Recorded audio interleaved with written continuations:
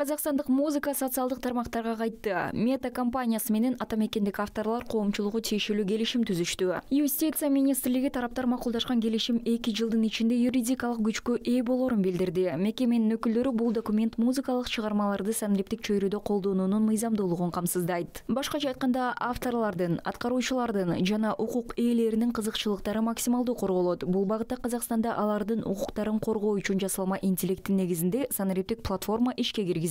Атамекендик алдыңкы система келишимдерди тариздөдөн тартып сыйлыктарды бөлүштүрүүгө жана аларды төлөөгө чейинки механизмдерди жөнгө салат. Цель платформы объединить.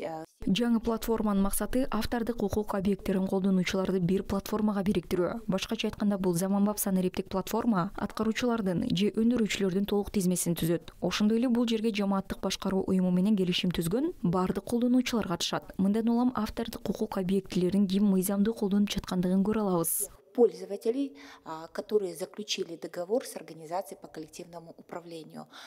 Благодаря этим реестрам мы сможем видеть, кто законно использует объекты авторского права.